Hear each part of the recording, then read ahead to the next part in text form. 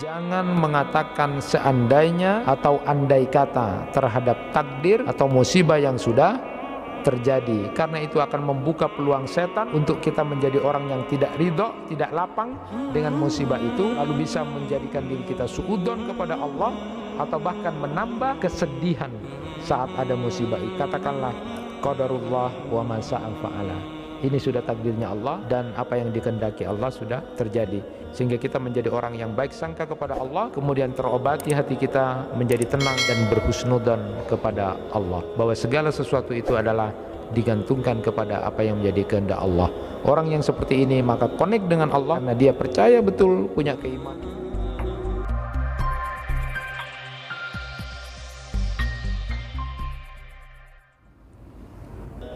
Assalamualaikum warahmatullahi wabarakatuh. Alhamdulillahi rabbil alamin, wa bihi nasta'inu ala umurid dunya waddin. Ashhadu an la ilaha illallah wahdahu la syarika lah, wa ashhadu anna Muhammadan abduhu wa rasuluh. Allahumma salli wa sallim wa barik ala nabiyyina Muhammad wa ala alihi wa ashabihi ajma'in, amma ba'd. Jamaah kuliah maghrib yang dirahmati Allah, pada kajian kitab Al-Wabilus Sayyib kali ini kita akan mengambil bab tentang larangan mengatakan seandainya atau andai kata pada saat sudah musibah terjadi atau takdir itu terjadi. Jadi kita dianjurkan mengatakan qadarullah wa ma syaa fa'ala. Jadi kita dianjurkan untuk mengucapkan kalimat itu, ya. Qadarullah, ya, ini sudah takdirnya Allah gitu. Tidak boleh kita kalau sudah ada musibah, sudah sesuatu yang terjadi, mengucapkan kalimat seandainya, andai kata, coba dia tak cara dia mestinya. Jadi itu nanti kita kupas, ya. Jemaah yang dirahmati Allah, kita bersyukur kepada Allah Subhanahu wa taala. Mudah-mudahan kita selalu berada di dalam ketaatan kepada Allah Subhanahu wa taala, menjaga iman kita, karena memang itu iman itu memang harus kita tetap rawat dan kita asah, kita asuh, kita jaga. Al-iman yazidu wa yanqus, ya, iman itu kadang bertambah, kadang berkurang. Yazidu bit ta'ah wa yanqusu bil ma'siyah. Jadi bertambah iman itu ketika kita melakukan ketaatan kepada Allah, dan menjadi berkurang ketika kemudian kita banyak melakukan maksiat. Ada yang menarik dari Al-Quran surat An-Nisa ayat 136, yang di dalam ayat itu memerintahkan kepada orang-orang yang beriman untuk beriman. Jadi bunyi ayat itu dalam Quran surat An-Nisa ayat 136,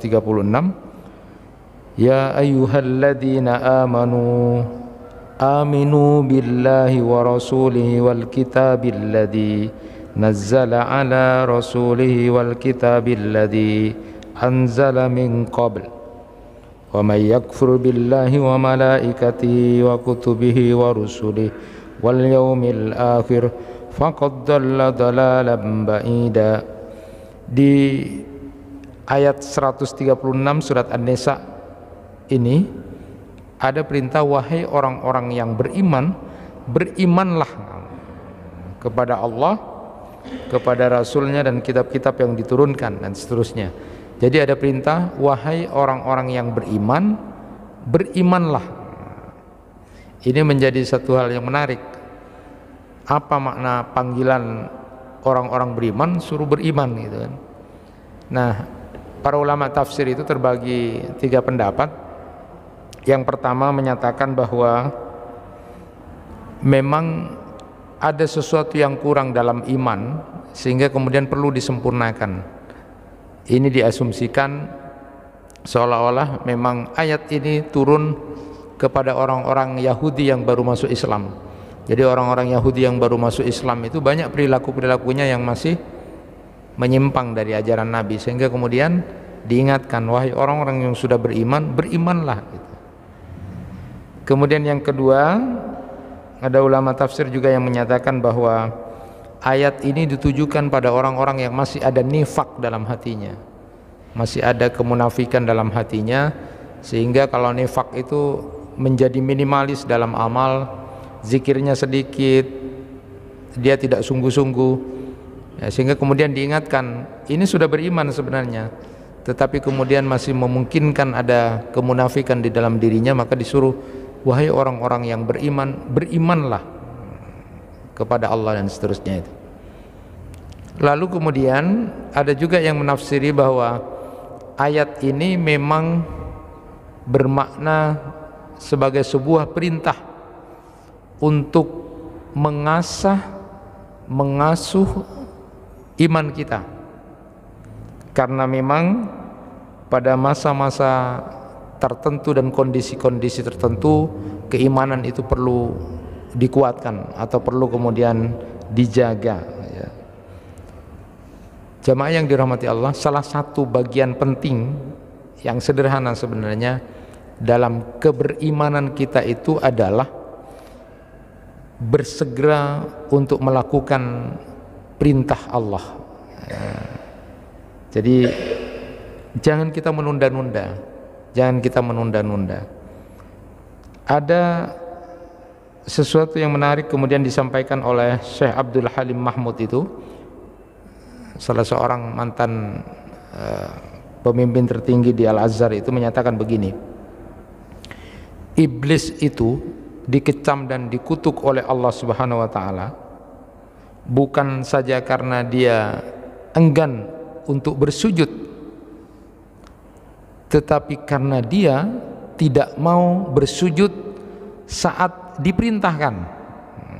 Ini beda, ya. Jadi menunjukkan waktu. Di dalam Quran surat Al-A'raf ayat 12 itu, ma mana'aka alla tasjuda id amartu, apa yang membuat kamu kemudian tidak sujud saat aku perintahkan untuk sujud. Jadi kata id itu menunjukkan ketika, pada saat.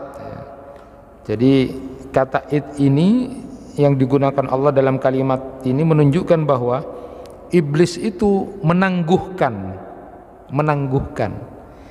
Jadi diperintah oleh Allah untuk sujud, lalu kemudian dia menangguhkan, masih berpikir-pikir lagi, kira-kira sesuai enggak dengan logika itu kan. Jadi dikenal dengan nalarnya. Jadi dia malah tidak melaksanakan sujud tapi menunda. Jadi walaupun seumpama kemudian iblis itu sujud, sudah tidak menunjukkan sebagai sebuah pengabdian yang tulus, pengabdian yang sudah utuh, karena dia menunda-nunda. Oleh karena itu, tanda keberimanan seseorang itu salah satunya adalah ketika dia ada perintah-perintah Allah lalu dia segerakan. Ketika dia mau beramal, dia segerakan, tidak ditunda-tunda. Rasulullah sallallahu alaihi wasallam bersabda, badiru bil a'mali fitanan ka qita'il laili al muzlim yusbihu rajul mu'minan wa yumsi kafiran aw yamsi mu'min wa yasbihu kafiran yabi'u dinahu bi'aradin minad dunya.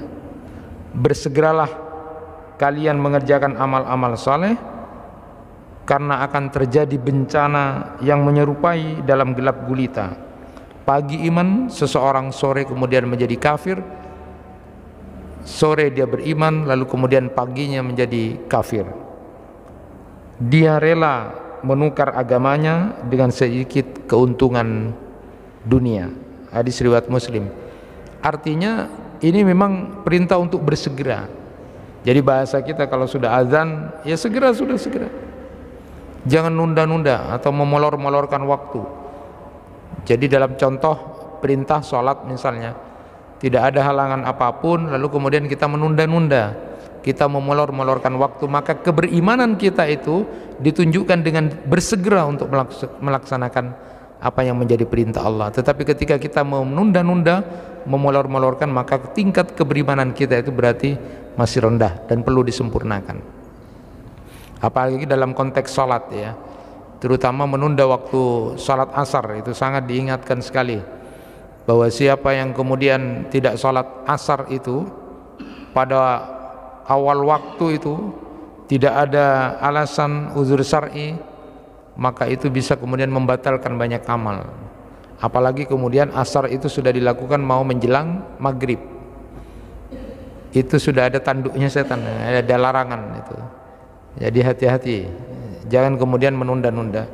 Bahkan dalam satu riwayat itu disebutkan Nabi Shallallahu Alaihi Wasallam pernah sholat asar, lalu kemudian setelah sholat asar itu di Madinah itu, beliau langsung berdiri bergegas menuju kamar salah seorang istri beliau. Lalu setelah kembali, kemudian para sahabat melihat, ada apa ini Rasulullah kok tumben habis sholat langsung kemudian berdiri, lalu kemudian melakukan sebuah aktivitas.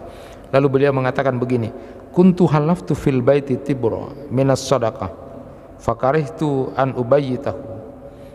Rasulullah menyatakan, aku itu meninggalkan sepotong emas yang harus kusedekahkan, tetapi sempat tertinggal di rumah, maka aku tidak ingin emas itu menginap di rumahku. Hadis surat Bukhari.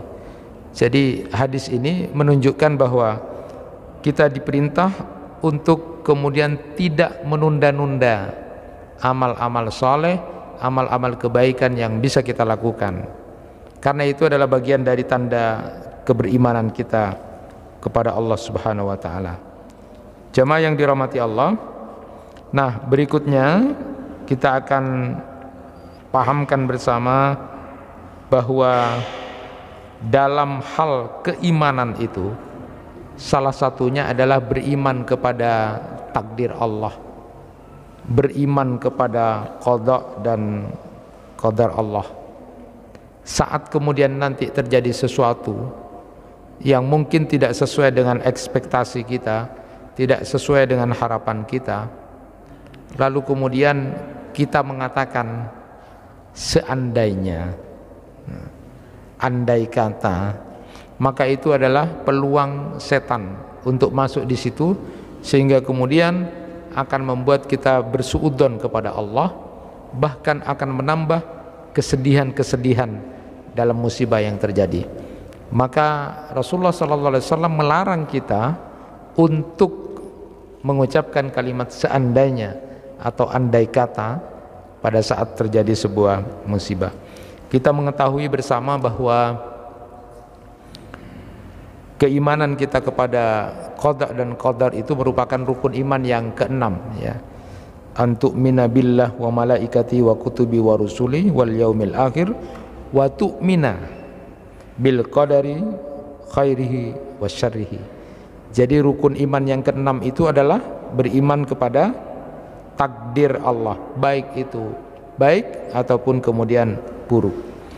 Nah, Nabi SAW bersabda, wa iyyaka wal lawa fa innal lawa taftahu amal syaitan.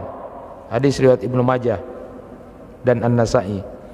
Hindarilah ucapan andai kata, karena ucapan andai kata atau seandainya itu menjadi pintu perbuatan setan, artinya menjadi tidak ridho dengan keadaan itu. Jadi Rasulullah SAW melarang kita mengucapkan kata itu. Di dalam Al-Quran Allah Subhanahu Wa Taala melarang hamba-hambanya untuk menyerupakan diri dengan orang-orang kafir yang suka mengatakan andai kata begini begitu, niscaya tidak akan terjadi takdir yang tidak sesuai dengannya. Itu di dalam Quran surat Ali Imran 156. Ya ayyuhalladzina amanu la takunu kalladzina kafaru wa qalu li ikhwanihim idza darabu fil ardi aw kanu ghuzzan law kanu indana ma matu wa ma qutilu liyaj'alallahu dzalika hasratan fi qulubihim wallahu yuhyi wa yumit wallahu bima ta'maluna basir. Wahai orang-orang yang beriman, janganlah kalian seperti orang-orang kafir dan berkata kepada saudara-saudara mereka ketika mereka melakukan perjalanan untuk mencari penghidupan atau berperang. Mereka mengatakan begini, jika saja mereka tinggal bersama kami, tentulah mereka tidak mati, tidak terbunuh, agar Allah jadikan perkataan mereka itu menambah kesedihan di hati mereka. Allah lah yang maha menghidupkan dan yang mematikan, dan Allah melihat apapun yang mereka kerjakan. Jamaah yang dirahmati Allah, ini di dalam Al-Quran surat Ali Imran ini 156 itu digambarkan kenapa kemudian kita dilarang untuk mengatakan andai kata seandainya itu pada musibah yang sudah terjadi itu, karena bisa menambah kesedihan, bisa menambah kesedihan hati, dan itu biasanya dilakukan orang-orang kafir. Jadi kalau orang-orang kafir itu coba benai dia tak usah keluar-keluar, tidak usah keluar cari uang, coba, sehingga akhirnya kamu jadi begitu, akhirnya kamu mati, akhirnya kamu terbunuh. Tidak usah perang, tidak usah begini-begini dan sebagainya. Itu orang-orang kafir. Nah, omongan-omongan andai kata seandainya ini bisa kemudian menimbulkan, menambah kesedihan orang yang kena musibah, sehingga kemudian membuka setan untuk kemudian membisiki dia untuk bersuudzon kepada Allah, dan suudzon kepada Allah itu sudah merupakan hal yang membahayakan keimanan seseorang. Jadi apa yang harus kita katakan? Lalu kemudian di dalam riwayat yang lain disebutkan begini. Di riwayat Abu Hurairah, Nabi SAW bersabda, al-mu'minul qawiyyu khairun wa ahabbu ilallah minal mu'minid dha'if wa fi kullin khair ihris ala ma yanfa'uka wasta'in billah wa la ta'jaz wa in asabaka syai'un fala taqul law anni fa'altu kadza lakana kadza wa kadza walakin kul qadarullah wa ma sa'a fa'ala fa inna law taftahu amal syaitan. Rasulullah sallallahu alaihi wasallam bersabda, orang mukmin yang kuat itu lebih baik dan lebih dicintai oleh Allah daripada manusia mukmin yang lemah. Namun masing-masing mereka memiliki kelebihan atau kebaikan. Bersemangatlah meraih apa yang bermanfaat bagimu, mohonlah pertolongan kepada Allah, dan janganlah menjadi orang yang lemah. Nah, ini kalimat berikutnya. Jika ada satu musibah yang menimpamu, jangan mengatakan andai kata aku kemarin berbuat begini dan begini, tentulah yang terjadi begini dan begini. Tetapi ucapkanlah qadarullah wa ma sa'a fa'ala. Ini adalah takdir Allah, apapun yang dia kehendaki tentulah dia lakukan, karena ucapan andai kata itu bisa menjadi pintu perbuatan setan. Jadi ini didasarkan pada riwayat Abu Hurairah ini. Jadi larangan kita mengucapkan andai kata atau seandainya kalau pada musibah yang sudah terjadi, tetapi kita dianjurkan untuk mengucapkan sudah takdirnya Allah, qadarullah, ya, wa ma sa'a fa'ala. Ini sudah takdirnya Allah, lalu apa yang dikehendaki Allah pasti terjadi. Jadi kita menjadi ridho akhirnya, tidak menjadi berpikir-pikir seperti tadi orang kafir digambarkan dalam Quran surat Ali Imran 156 itu. Mereka kalau ada apa-apa dia berpikir seandainya begini, andai kata begini, coba ndak begini tidak akan begini. Nah, itu sering. Ini kayaknya sederhana, tapi dalam keseharian kita sering mendengarkan orang-orang yang mengucapkan kalimat ini pada saat ada musibah yang terjadi atau sesuatu yang terjadi. Maka yang dianjurkan kita mengucapkan kalimat qadarullah wa ma sa'a fa'ala. Jadi ini sudah takdirnya Allah, apa yang dia kehendaki pasti akan terjadi. Nah, jamaah yang dirahmati Allah, sedikit menjadi menarik didasarkan pada riwayat Auf bin Malik. Nabi SAW melarang seseorang juga mengucapkan hal yang menimbulkan bahaya dan tidak bermanfaat bagi dirinya ketika takdir sudah berlaku. Beliau memerintahkan agar melakukan sebab-sebab, ada ikhtiar, ada usaha pada saat kemudian dibutuhkan. Ketika kemudian terjadi takdir yang tidak sesuai dengan yang kita inginkan, padahal kita sudah berusaha, kita sungguh-sungguh, kita sudah berjalan di jalan yang diajarkan oleh agama, maka ucapkanlah hasbiyallah wa ni'mal wakil, dan itu bermanfaat. Namun kalau mengucapkan hasbiyallah wa ni'mal wakil padahal kita tidak berusaha, kita tidak bersungguh-sungguh, maka itu adalah hal yang tercela dan itu bukan merupakan sesuatu yang terpuji. Maka Rasulullah melarang itu. Jadi kalau orang misalnya sudah melakukan perjalanan, sudah sungguh-sungguh, sepeda motornya hati-hati, kecepatannya sudah teratur di sebelah kiri, ya, kira-kira ada apa, ya sudah cukup hasbiyallah wa ni'mal wakil, cukuplah Allah itu. Tapi kalau kemudian di tengah jalannya ngebut terus seperti ular, terus mengucapkan hasbiyallah wa ni'mal wakil, itu keterlaluan. Itu nanti menimpakan kepada Allah itu. Kalau ada apa-apa itu Allah katanya. Dia takdirnya Allah sudah ya. Nah itu berbahaya ya. Jadi Rasulullah melarang itu, hati-hati, jangan kemudian jadi sebab-sebab itu harus diusahakan. Jadi misalnya sakit sudah berusaha ke dokter, sudah diusahakan, sudah pokoknya jalannya bener lah, jalan sungguh-sungguh, ada kesungguhan. Lalu kemudian ucapan hasbiyallah wa ni'mal wakil, cukuplah Allah ya. Lalu kemudian menyerahkan semuanya pada Allah, itu bagus, benar, itu terpuji, dan itu akan punya nilai manfaat kata Rasulullah SAW. Namun manakala kemudian kita tidak ada usaha untuk melakukan hal yang menyebabkan kita kepada sesuatu yang baik dari ekspektasi itu, lalu mengucapkan hasbiyallah wa ni'mal wakil, bisa kemudian itu termasuk yang tidak terpuji atau kemudian menjadi tidak punya nilai manfaat, karena dia kemudian meniadakan sesuatu yang kemudian menjadi alur dari sunnatullah itu. Inilah yang harus kita perhatikan bersama. Nah, jamaah yang dirahmati Allah, kita sedikit akan menyampaikan tentang masalah takdir itu. Memang kalau iman kepada takdir atau qada dan qadar itu ada 4 tingkatan ya. Tingkatan yang pertama adalah al-ilmu. Jadi mengimani bahwa Allah dengan ilmunya yang merupakan sifatnya yang azali dan abadi itu telah mengetahui segala apa yang akan terjadi. Allah memang sudah tahu semuanya. Jadi apapun yang terjadi pada makhluknya itu Allah sudah tahu.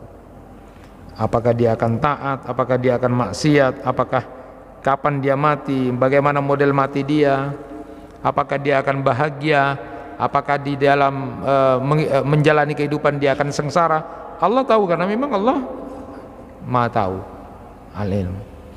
Yang kedua kitabah, yaitu bahwa Allah telah mencatat di Lauhul Mahfuz tentang seluruh takdir makhluknya. Nabi SAW bersabda, awwalu ma khalaqallahul qalam qala lahu uktub qala ma aktub qala uktub ma huwa kain ila yaumil qiyamah.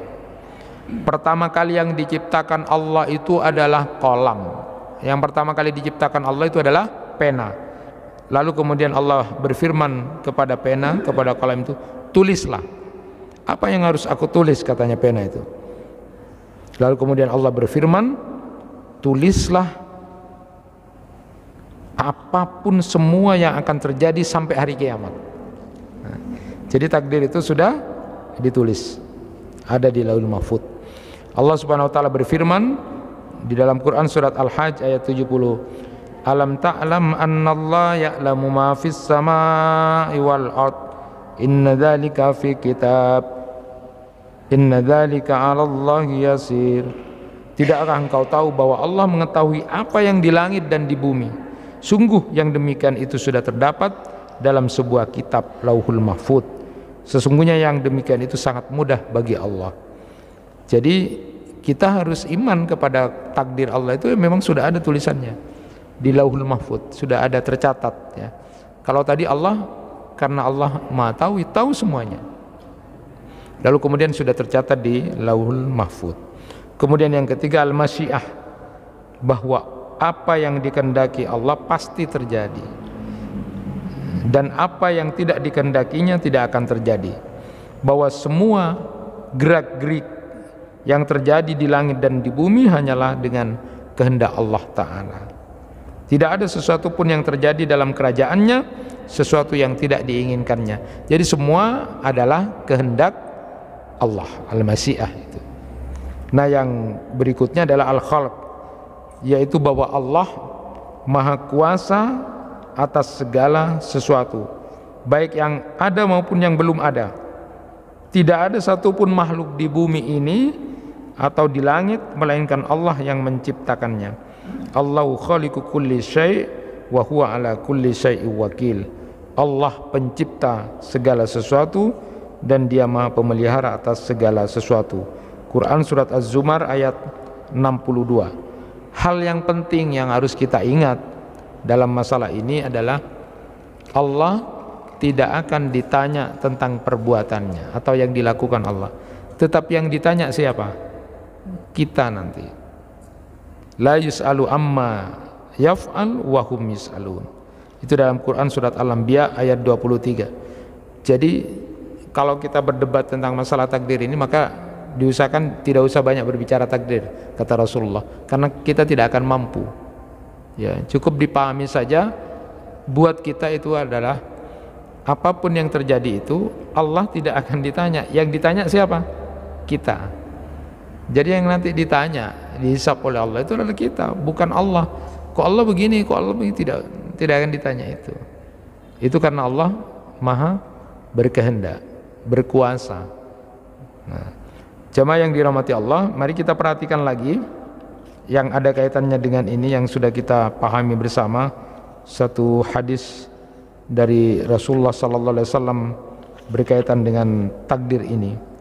Kita mengetahui bahwa didasarkan pada hadis Nabi sallallahu alaihi wasallam itu di Al-Arba'innya Imam An-Nawawi, itu di hadis keempat itu riwayat Ibnu Mas'ud tentang proses penciptaan manusia yang awalnya mulai dari nutfah itu, bersatunya sperma dengan ovum, lalu kemudian menjadi alaqah, menjadi segumpal darah, lalu kemudian setelah itu menjadi mudghah, segumpal daging.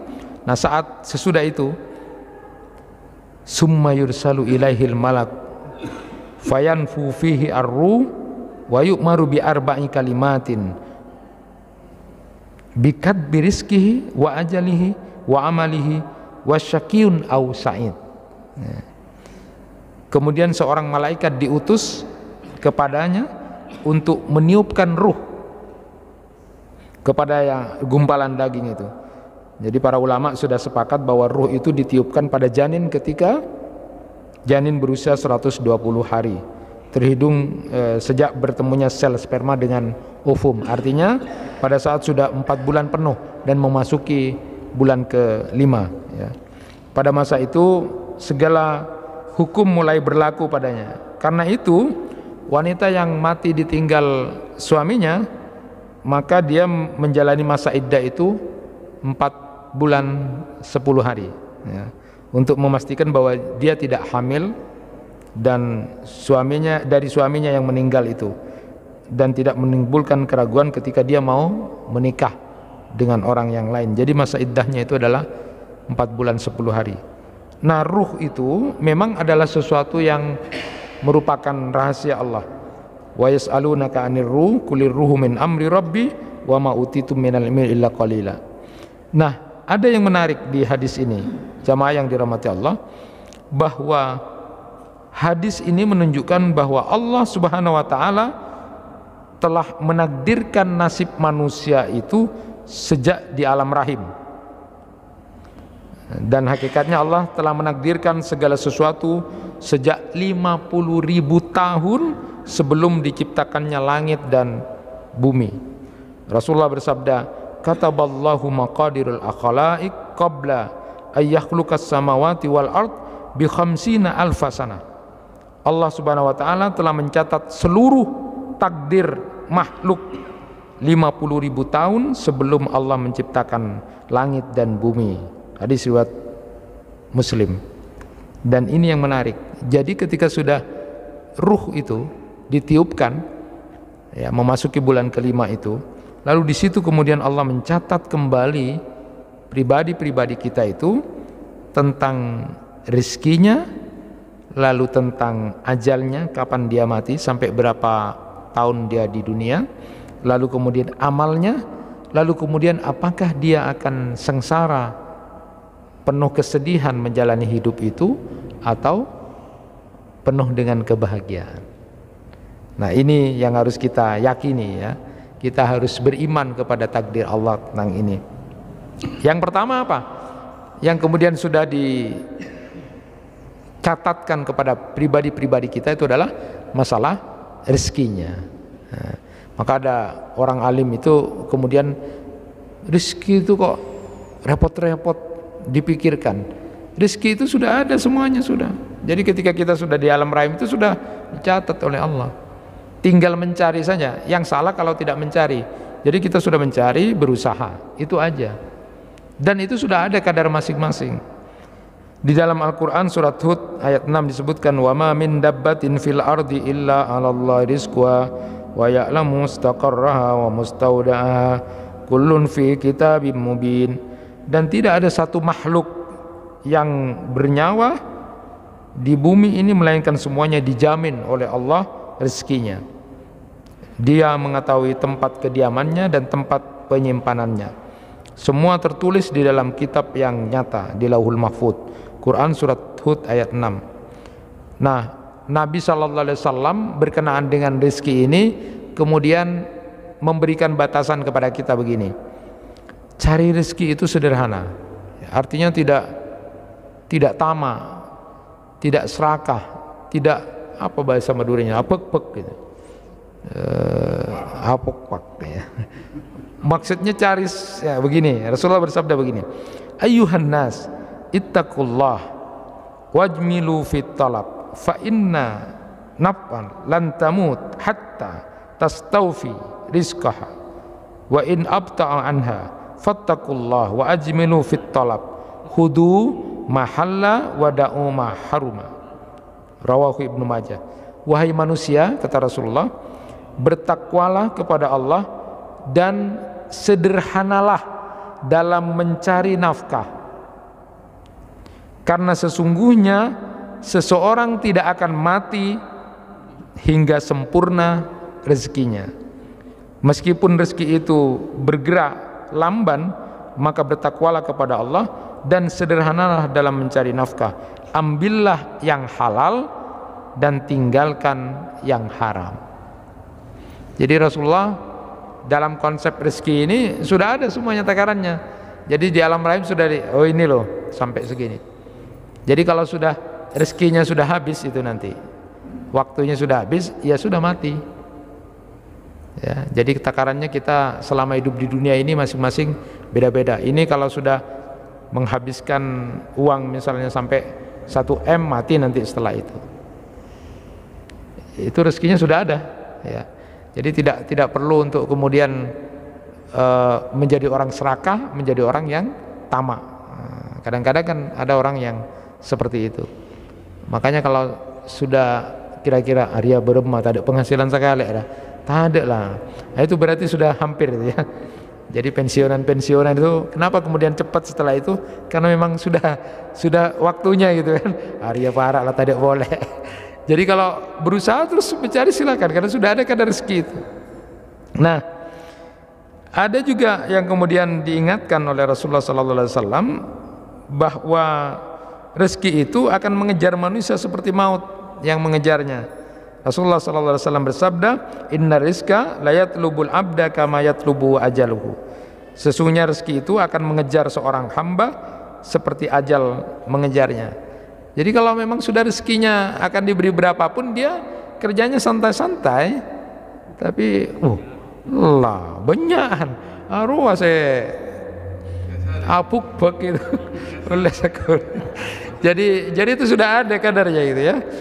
Jadi tidak usah dibuat susah katanya orang alim itu. Nah, orang yang beriman kepada takdir Allah ini, yang sudah di alam rahim rezekinya sudah tercatat, sudah ditakar oleh Allah, dia tidak akan kemudian gelisah tentang takdirnya, tentang masalah rezeki ini sudah ada kok.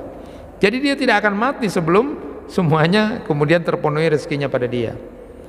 Ya, jadi kalau dia kemudian santai-santai saja, kerjanya sederhana, ya tetap aja nemu gitu kan, bodoh rezeki itu, karena memang sudah takarannya itu.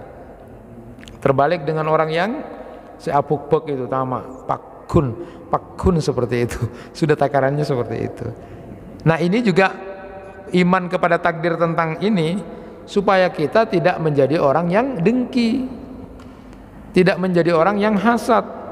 Mak nyaman roh, engkau mata anu, itu bahaya, itu bahaya. Makanya di dalam hadis itu dikatakan jauhi masalah kedengkian itu. Nah, yang berikutnya di alam rahim itu sudah ditentukan ajalnya, ya. Jadi umur kita. Walikullin ummatin ajal, fa idza jaa ajaluhum la yastakhiruna sa'atan wa la yastaqdimun. Quran surat Al-A'raf 34. Dan setiap umat itu mempunyai ajal, batas waktu. Apabila ajalnya tiba, mereka tidak dapat meminta untuk diakhirkan atau ditunda, atau kemudian mempercepat sesaat pun. Jadi sudah ada batasnya. Wa ma kana li nafsin an tamuta illa bi idznillah kitaban muajjala. Dan setiap yang bernyawa tidak akan mati kecuali dengan izin Allah, sebagai ketetapan yang telah ditentukan waktunya. Itu dalam Quran surat Ali Imran 145. Jadi banyak cerita-cerita, Masya Allah, cerita dalam masyarakat. Jadi kalau sudah Allah takdirkan dia berumur berapa, ya ada, naudzubillah, banyak cerita orang yang hamil di luar pernikahan yang sah, lalu kemudian mau diapakan saja itu, mau dibunuh, mau diaborsi, mau digugurkan, tidak berhasil itu. Ada orang yang kemudian hamil sudah dijaga-jaga, gugur. Hati-hati. Jadi ajal itu Allah sudah yang mengatur itu, sudah mau diapakan itu semuanya. Jadi kita ini sudah ada takaran waktunya. Maka ketika Ummu Habibah itu, salah seorang istri Rasulullah, mendoakan agar Rasulullah kemudian panjang umur gitu, Rasulullah SAW mengatakan, wahai istriku, umur itu sudah ditentukan, jadi alangkah baiknya kamu doakan aku agar terhindar dari siksa kubur dan siksa neraka. Karena kalau sudah umur itu sudah ditentukan oleh Allah. Makanya ada ulama yang menyatakan berdoa agar umur panjang itu makruh gitu. Makruh itu artinya tidak penting lah, itu sudah ada kok, sudah ada takarannya.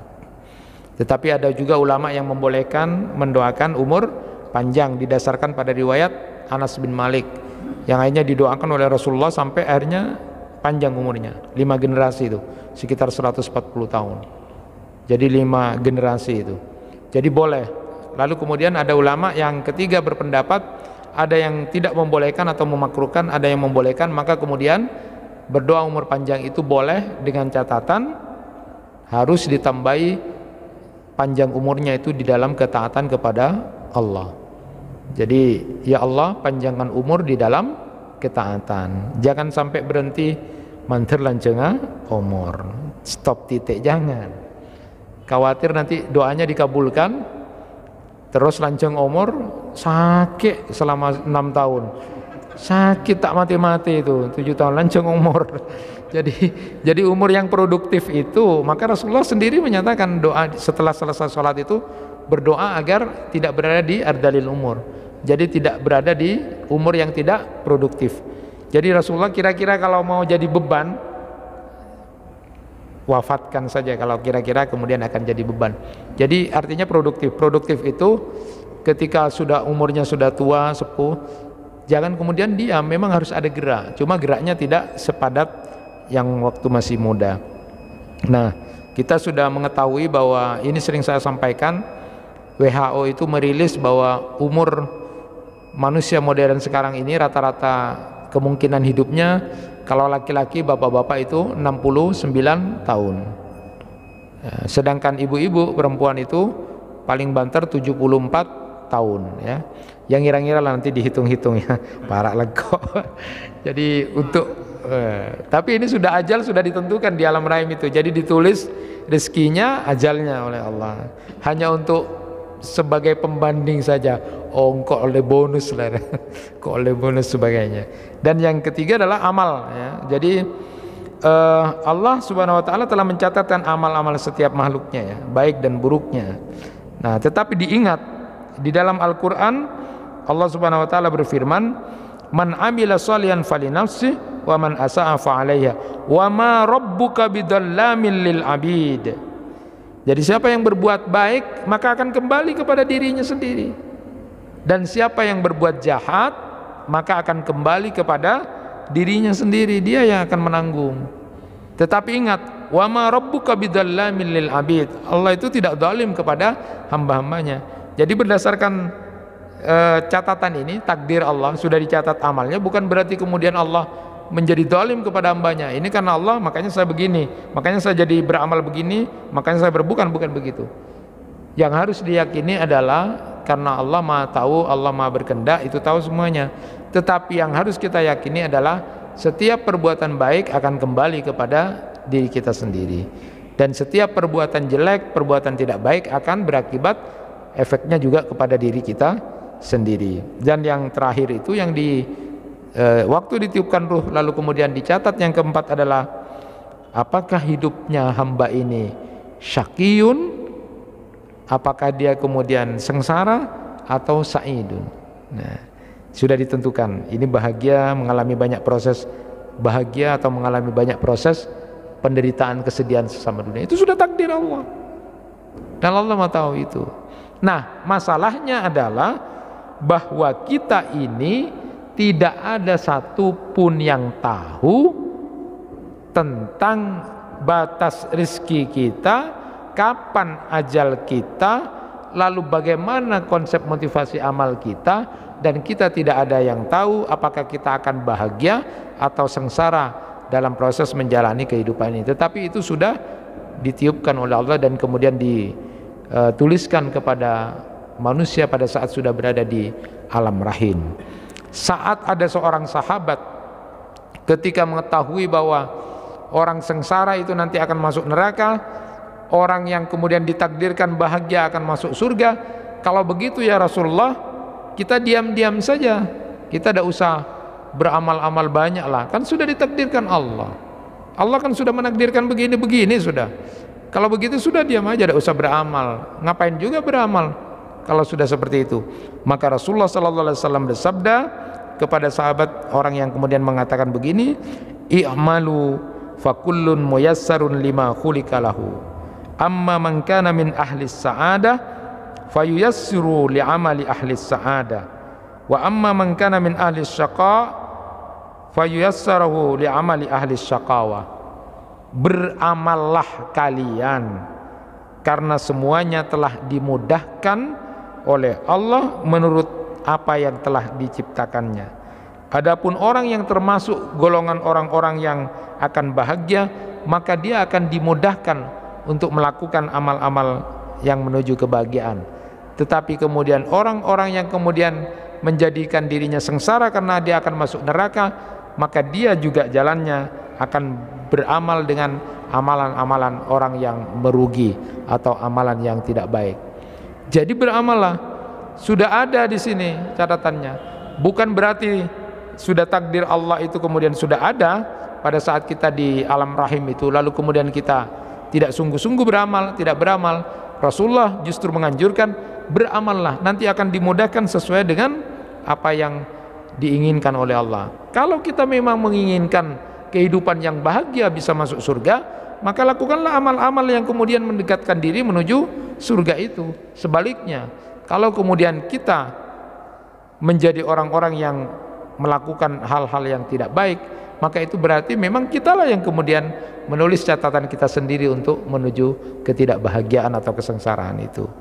Jadi Rasulullah menganjurkan kita untuk beramal.